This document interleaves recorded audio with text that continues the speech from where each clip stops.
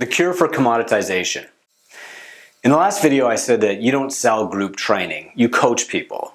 Sometimes you coach them in a group setting. Let's start with that mindset and build on it. There's a lot of competition in the group training space now. This is because we've figured out how to get people results: intense exercise and diet.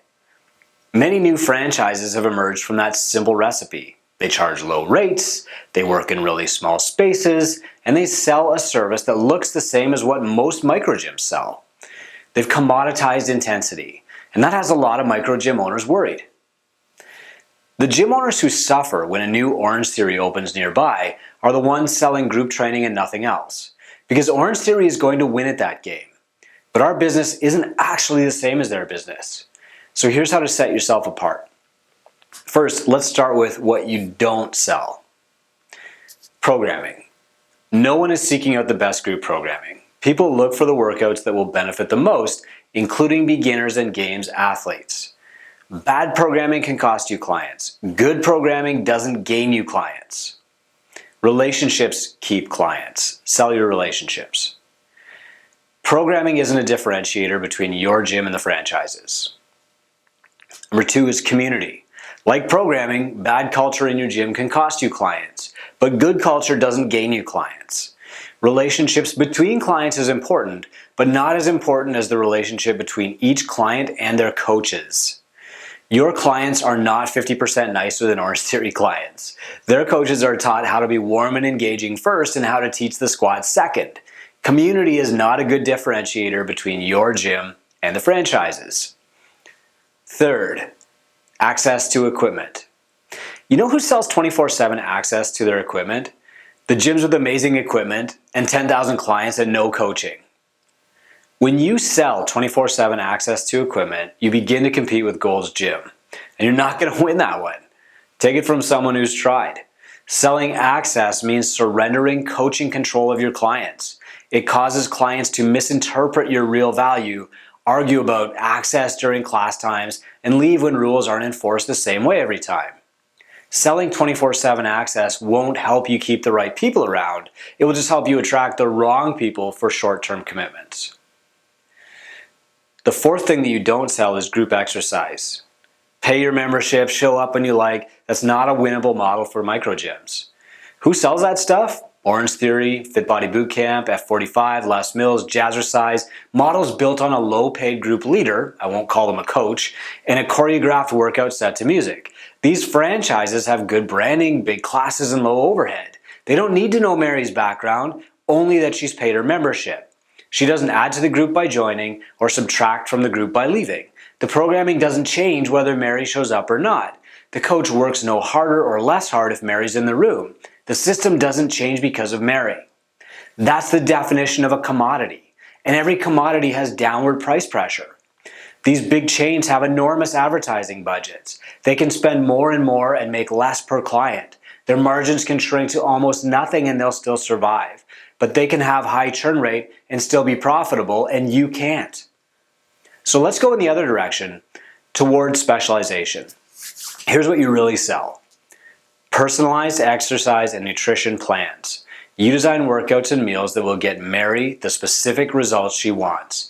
You are selling the solution to her specific problems. Ideally, she'd train one-on-one with you every day. You'd talk to her about her meals every day or even provide them to her. But few people can afford these options. A less expensive option is to train Mary and the person who shares her meals at the same time.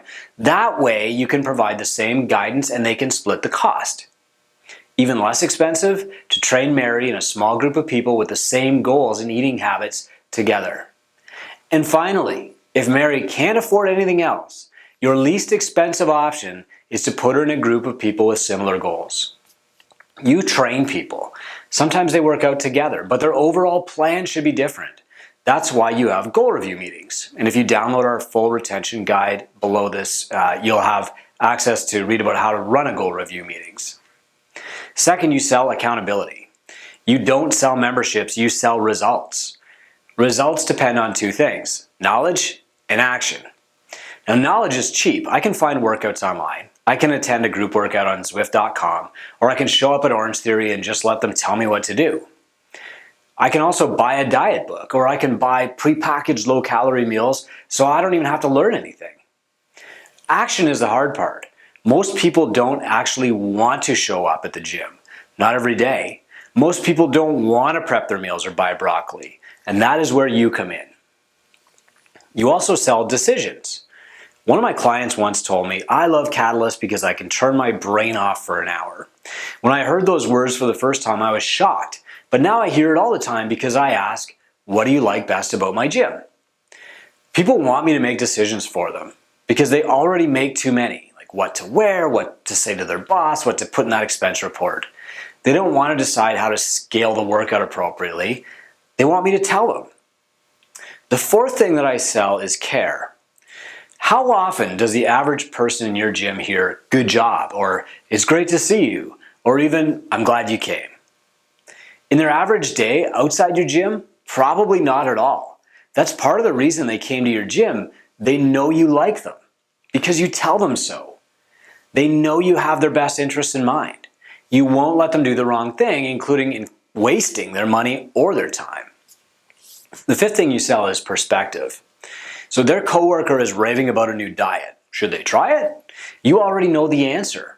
They don't have to waste their time or budget or painful effort on randomness because you will tell them exactly what to do. The sixth thing that you sell is course correction. If your program isn't working, you'll figure out why and give them something else. When people hire a coach, they don't expect the coach to be right 100% of the time, but they do expect the coach to correct their course when they go off track.